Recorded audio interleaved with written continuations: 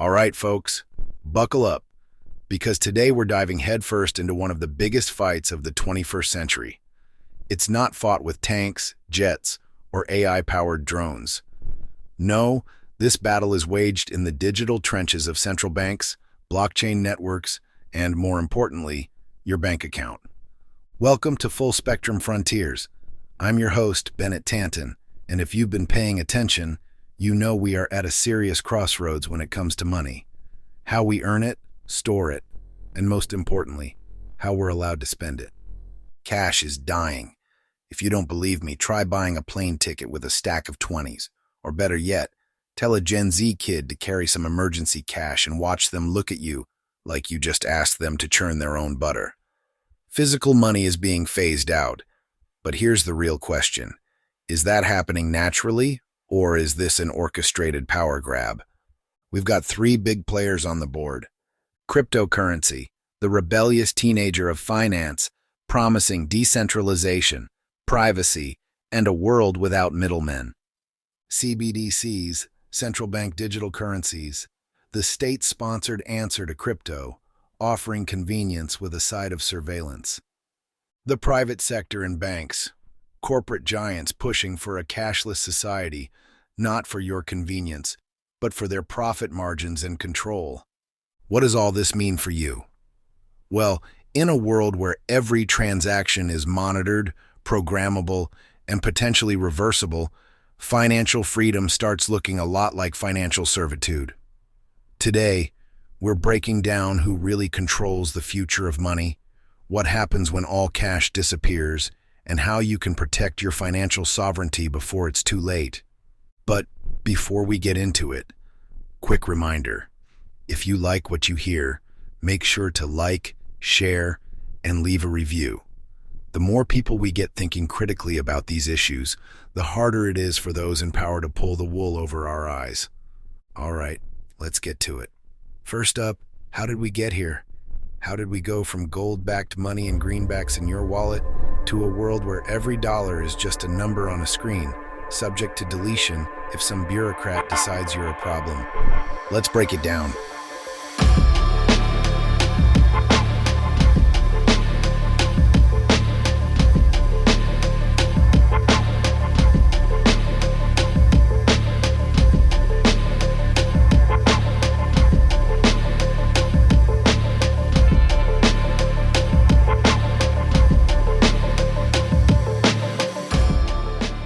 Money, at its core, is about trust. It's a symbol, a stand-in for value, a way to exchange goods and services without bartering chickens for firewood like it's the 13th century. But over time, who we trust with our money has shifted dramatically, and not always for the better. Gold, paper, and the illusion of stability.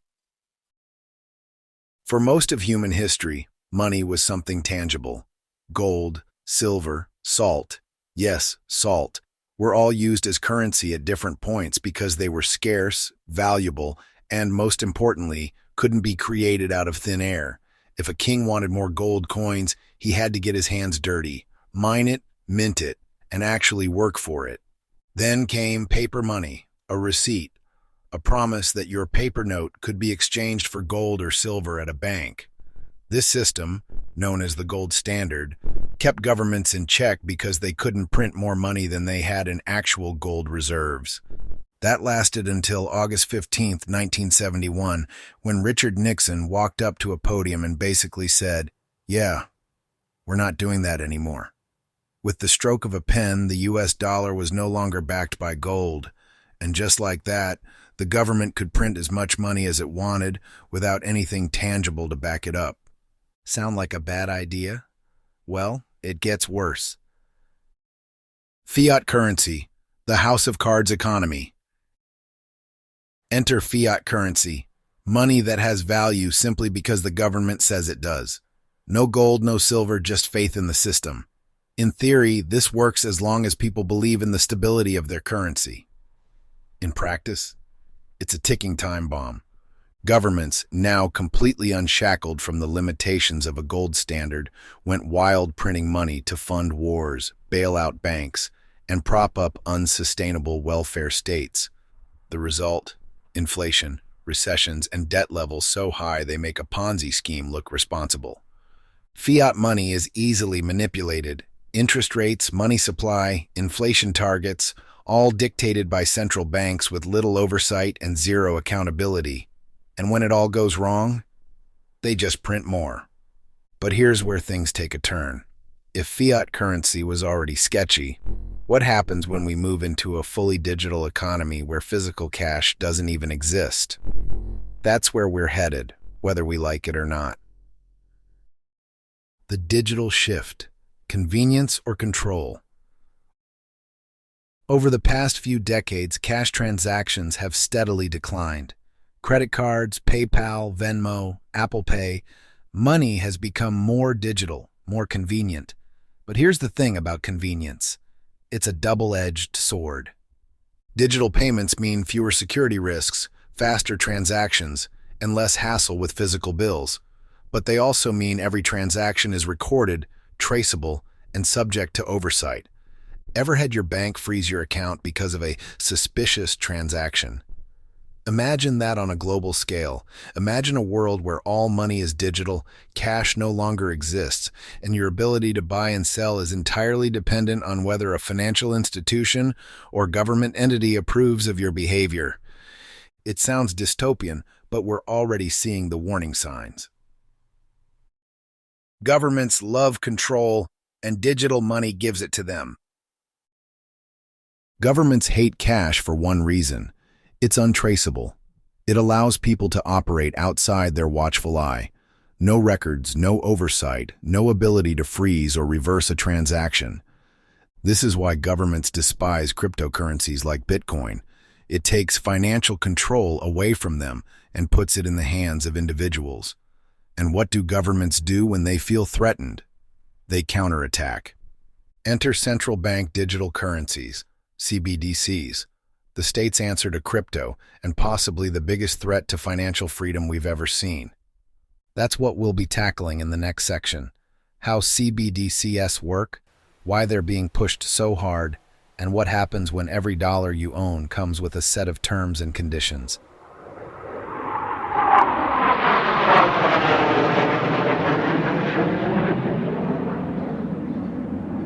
All right, let's get into the beast itself. Central Bank Digital Currencies, or CBDCs.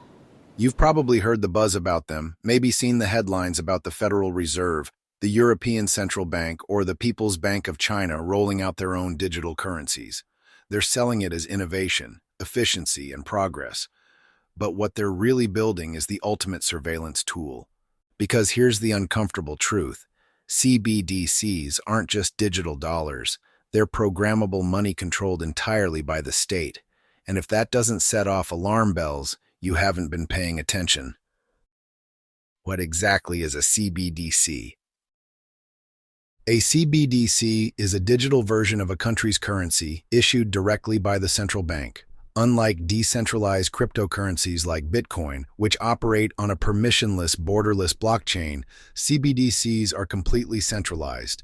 Every transaction, every purchase, every transfer runs through government-controlled digital ledgers. The pitch?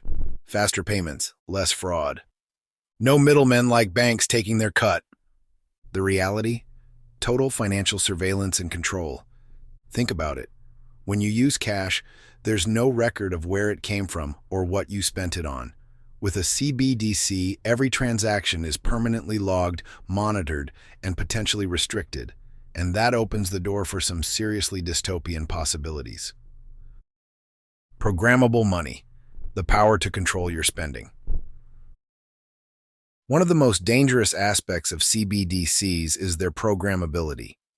This isn't just about digital convenience. It's about the ability to control how money is used. Let's say a government decides to encourage socially responsible spending. With programmable money, they could restrict purchases. Want to buy a gun? Sorry, CBDC says no. Enforce expiration dates. Your stimulus check expires in 60 days. Use it or lose it. Control transactions by social behavior. Oh, you posted something problematic on social media? Your spending is limited until you comply. Sounds like a dystopian conspiracy theory, right? Except it's already happening. China's digital yuan, the blueprint for financial tyranny. China is leading the charge with its digital yuan, and it's a real-world test case for how CBDCs can be used to enforce compliance and suppress dissent. The digital yuan is integrated with China's infamous social credit system, meaning if your score drops, maybe you criticized the government or jaywalked too many times, your financial privileges can be revoked. Want to book a train ticket? Denied. Want to travel abroad? Not allowed. Want to buy something the state disapproves of? Transaction blocked. That's not financial innovation, it's digital authoritarianism. And here's the kicker. Western governments aren't far behind. The global push for CBDCs. The Federal Reserve, the European Central Bank, the IMF, they're all pushing for CBDCs under the guise of modernizing the financial system. The Bank of England, for example, has openly discussed the idea of a CBDC with spending controls, meaning they decide what you're allowed to buy. The Biden administration has already released an executive order calling for research into a digital dollar. The Fed is exploring it, with trials being conducted as we speak. Once they introduce it, they'll start by saying it's voluntary, an alternative to cash. But just like cash has slowly been phased out, CBDCs will become the default, and once they do, we lose control over our own money. And that's the point. CBDCs aren't about innovation. They're about power. The power to monitor, control, and ultimately dictate financial behavior. But here's the thing. Governments can't pull this off alone. They need help from the private sector. The banks, the payment processors, the corporations pushing a cashless society. And that's what we'll tackle next. How major banks and corporations are waging war on cash. Not for your benefit, but to consolidate their own control.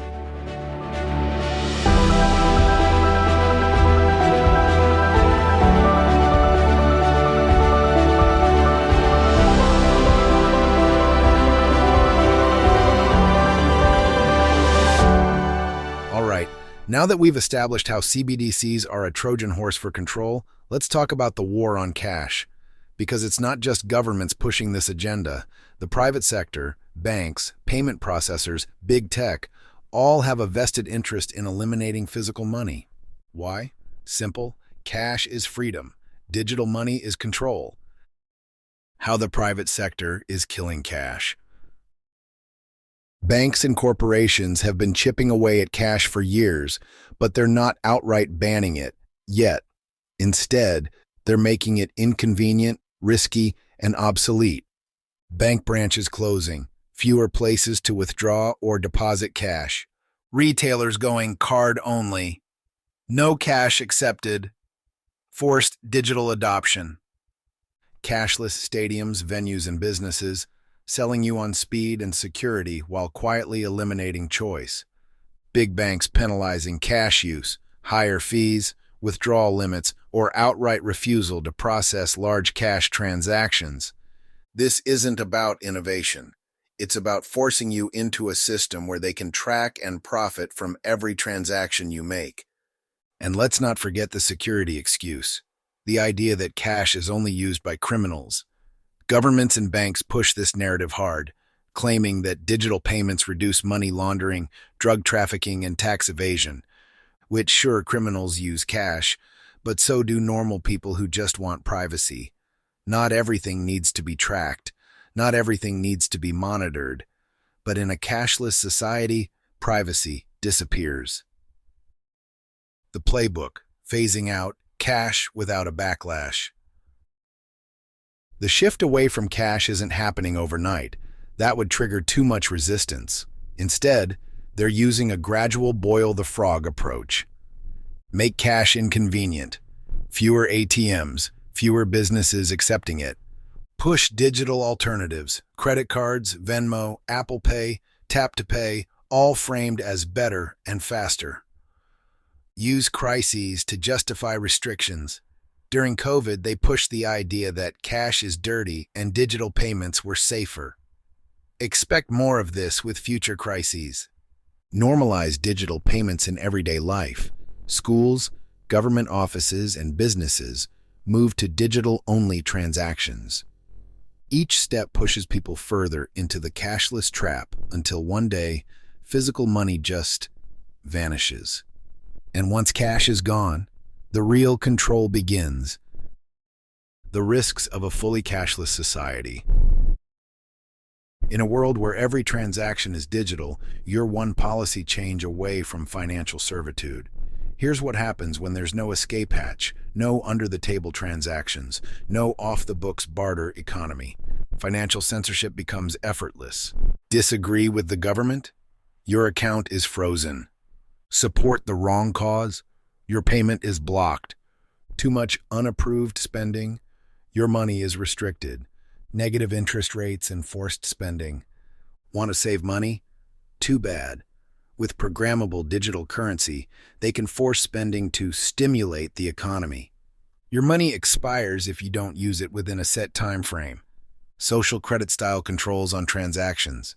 Buy too much red meat? Carbon tax automatically deducted. Travel too often? Climate penalty applied to your account. Buy from a business deemed problematic? Your transaction is rejected? Think this is far-fetched? It's already happening. Canada froze bank accounts of trucker protesters in 2022 under emergency powers. PayPal proposed a policy to fine users for misinformation before public backlash forced them to backtrack. China's digital yuan is already linked to behavioral restrictions in their social credit system. How do we fight back? Look, they want us to believe this transition is inevitable, that we should just roll over and accept a cashless, programmable future. But here's the truth. They need our compliance. We still have options. Use cash whenever possible. The more we use it, the harder it is for them to phase it out. Support businesses that accept cash. Vote with your wallet, literally. Opt for decentralized finance, DeFi alternatives, Bitcoin, Monero, self-custody wallets. Take control of your own money. Push back against government overreach. Contact lawmakers. Raise awareness. Demand transparency. Diversify assets. Don't keep all your wealth in one system they control. At the end of the day, money is power. And if we let them control our money, they control us. But we don't have to accept it. We still have a say in how the future of money unfolds.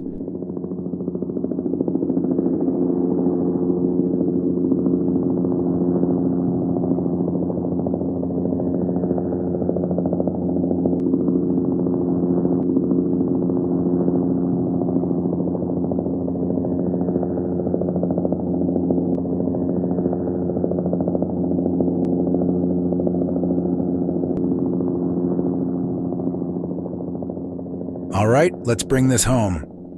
We're standing at the edge of a financial revolution, whether we like it or not. Cash is on life support. CBDCs are creeping in. Private banks and corporations are tightening their grip on the system. The future of money isn't just about technology. It's about power, control, and freedom. If we don't start paying attention, if we just go along with every convenient change, we'll wake up one day in a world where our financial autonomy is gone. A world where your ability to buy, sell, or even access your own money isn't just a right. It's a privilege that can be revoked at any time. But here's the good news. Nothing is set in stone.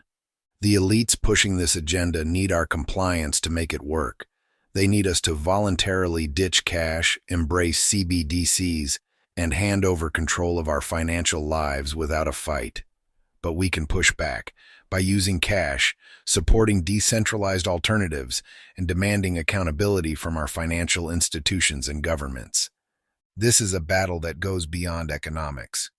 It's about who owns your future, you or the people in power. I don't know about you, but I prefer a future where I make my own financial decisions, not a bureaucrat, not a central bank, and definitely not a corporation that sees me as a data point. Now, before you go, do me a favor. If you found this episode valuable, Share it with someone who needs to hear it.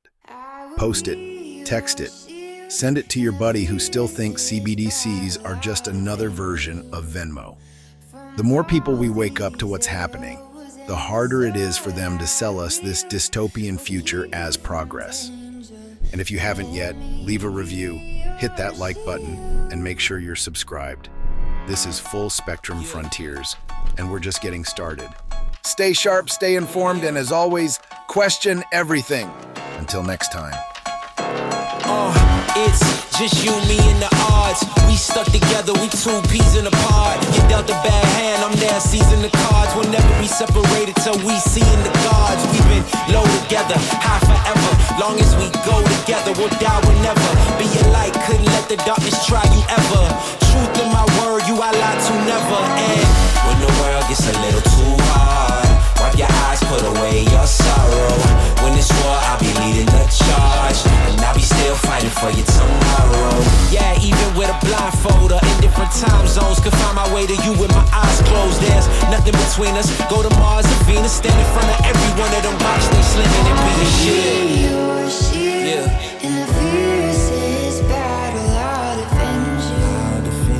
From all these arrows in the sword I will keep you from danger.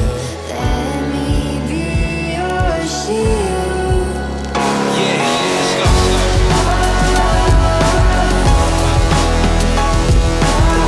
Let me be your shield, let me be your shield. Let me be your shield, let me be your shield.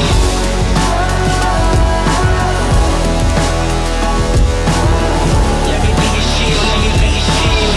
Let me be your shield, let me be your shield.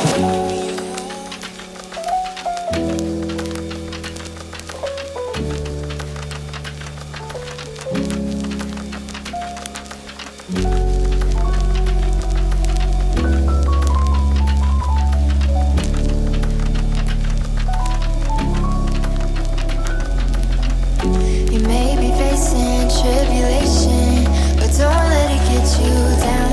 What I'm saying may take patience, but you're gonna make it out. I scorched my own 2 feet to